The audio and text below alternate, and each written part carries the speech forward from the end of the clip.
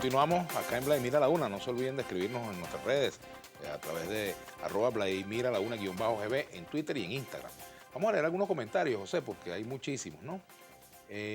Por ejemplo, aquí nos dicen Álvaro Suárez, la inflación de Venezuela es la más alta del mundo, pero aquí en Venezuela todos quieren vender caro, nadie quiere bajar los precios. Cuando hay inflación no se pueden bajar los precios. Es un problema de costos. El problema es que el mercado es absolutamente lógico. Eso no significa que el mercado pueda hacer lo que quiera. De hecho, hoy día vemos una nueva... Hay otra cosa que dice Fukuyama, que una de las consecuencias de la revolución de Reagan fue que se le quitó poder al Estado. Al quitarle poder al Estado, ese vacío de poder fue llenado ¿por quién? Por los burócratas y por los legisladores. Y los legisladores no tienen capacidad de ejercicio ejecutivo. Y el entrampamiento que hay en los Estados Unidos es precisamente porque hay que devolverle el poder al Estado. Eso en el marco del imperio de la ley y la responsabilidad democrática. El Estado que no es regulado, y lo que sucede de nuevo en una situación como la venezolana es cómo bajo los precios y los costos siguen subiendo.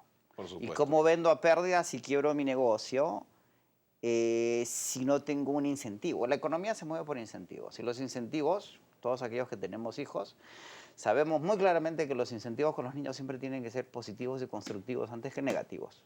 Porque cuando uno tiene demasiados incentivos negativos, lo que está anidando son rebeldías.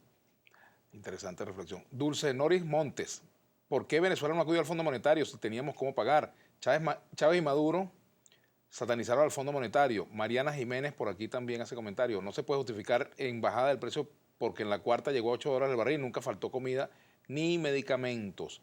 Mariana Jiménez, el gobierno no se... bueno, ya se lo leímos. A Mariana Plaja dice por aquí, viendo el excelente analista económico en Globovisión, siempre muy acertado en sus comentarios.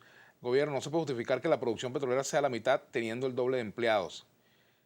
Otros comentarios por aquí también en el Twitter. ¿Será que la solución será dolarizar? Es una opción que nosotros dolaricemos. No, dolarizar es meterse en una camisa de fuerza. El caso argentino con la convertibilidad demostró que la dolarización funciona cuando hay dólares y no funciona cuando no hay dólares. Y a diferencia de la Reserva Federal, el gobierno argentino no podía imprimir dólares. Y los problemas que está teniendo Ecuador en este momento con la caída de los precios del petróleo y una economía dolarizada son precisamente aquellos que genera la dolarización. Sin embargo, le fue bien un tiempo, ¿no? Mucho tiempo. Mientras el petróleo subía. Una vez que baja, usted no puede imprimir dólares. Yo estoy convencido, a pesar de que estudié economía y vivo en Nueva York y trabajo en Wall Street, que la capacidad, el fiat de los bancos centrales de emitir dinero es parte de una soberanía monetaria que hay que mantener, porque además le da flexibilidad a un país de lidiar con crisis como esta. ¿Qué es lo que sucede con la crisis griega? ¿Cuál es parte de la crisis griega? Que ser parte del bloque euro puso a Grecia en una camisa de fuerza. Y la reestructuración eventualmente se pagan con costos sociales, y eso no es sostenible en el largo plazo. Ahora, pudiéramos decir, así como en una oportunidad un político venezolano dijo que nosotros no somos suizos, pudiéramos decir, Venezuela no es Grecia, no estamos, digamos, condenados a un ajuste tan duro como el que han tenido que vivir los griegos, ¿no? Con la diferencia, Vladimir, que el problema que tiene Venezuela, y ahí había una pregunta, ¿por qué no acudimos al fondo? Porque acudir al fondo, el fondo puede asistir con asistencia monetaria y con desembolso de fondos, pero eso obliga a ajustes. Una vez que uno acepta el cheque del fondo, viene la misión de ajuste del fondo a ver cómo rebalanceamos la balanza de pagos del país. En el caso griego, Grecia en su proceso de reestructuración de deuda y reactivación económica ha tenido el respaldo de la Comunidad Económica Europea, del Fondo Monetario Internacional, del Banco Central Europeo y los intereses privados representados por el Instituto de Finanzas Internacionales. En el caso de Venezuela, que es parte del problema de las distorsiones económicas actuales de Venezuela, es que Venezuela está huérfana de instituciones globales que asistan al ajuste y asistan al gobierno a dar el siguiente paso para reactivar la economía. El gobierno no quiere esos ajustes, no quiere, Exactamente. no quiere ir al fondo. Es una orfandad voluntaria antes que obligatoria. Ahora, China puede o no asistir. Ecuador acaba de hacerse un nuevo préstamo chino para tapar los problemas fiscales que tiene de corto plazo en virtud de la caída de los precios del petróleo. El problema es que China no está preparada todavía para reemplazar a las instituciones que siguen siendo tutelares, por así llamarlas, en el aspecto financiero en Occidente. La actual situación global de una desaceleración generalizada, lo que el Fondo Monetario Internacional ya llama desde su última actualización de crecimiento global en un nuevo paradigma de crecimiento global, Europa crece menos del 1%, los Estados Unidos crece menos del 2,5%, China crece menos del 7%. Lo que estamos viendo es un trasvase histórico de Occidente a Oriente. Pero la China no está capaz a las economías emergentes, lo que llamo la independencia que emerge. Nos estamos independizando de la égida occidental y somos el futuro, los mercados emergentes, incluido América Latina, económico del planeta. Hoy día el peso de las economías emergentes es más grande que el de las economías desarrolladas. Las reservas internacionales en dólares en las economías emergentes es el triple que las economías desarrolladas. Y el 80% de la población global está en las economías emergentes. Decías tú en la entrevista que te hicieron recientemente que, bueno, en 100 años, pues las economías emergentes van a dominar el mundo, ¿no? Sí, claro. En 50 años, según PricewaterhouseCoopers, la economía brasileña va a ser más grande que la economía francesa. La economía de la India va a ser más grande que la economía norteamericana. La economía china, sin duda, va a ser la economía dominante. líder. Pero ese trasvase, que es lo que estamos viviendo, es lo que está marcando todos estos cambios. Y eso va de la mano de lo que yo llamo una emancipación individual. Acordémonos, la emancipación es un proceso individual, la independencia es un proceso colectivo. ¿Sí?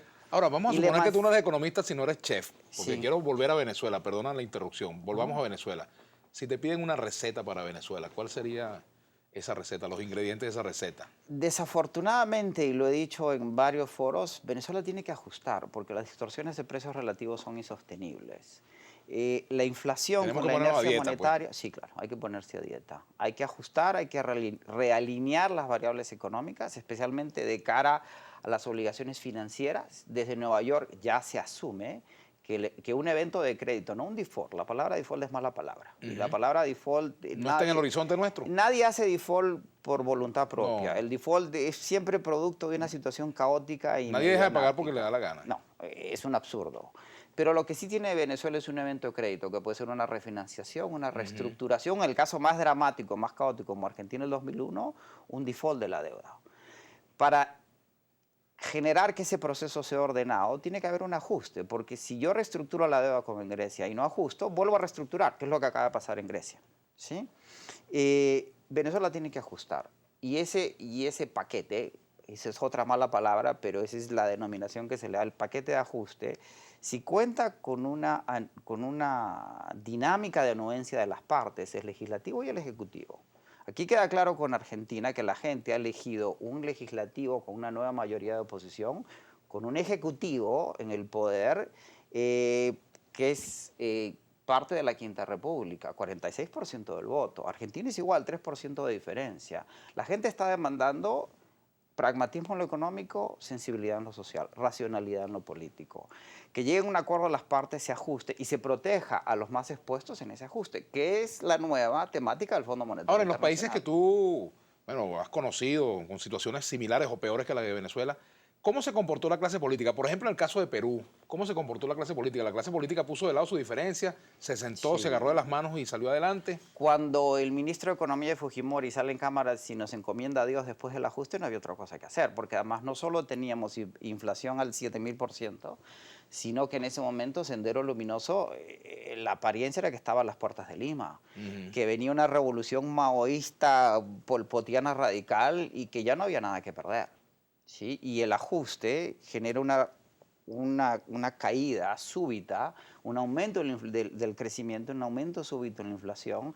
La economía crece, después vuelve a decrecer. Colombia tuvo un proceso similar, pero más institucionalizado por la estabilidad colombiana, desde el gobierno de Virgilio Barco hasta lo que es la reactivación de Uribe. Y hoy día, si Santos firma los acuerdos de paz, va a ser franca.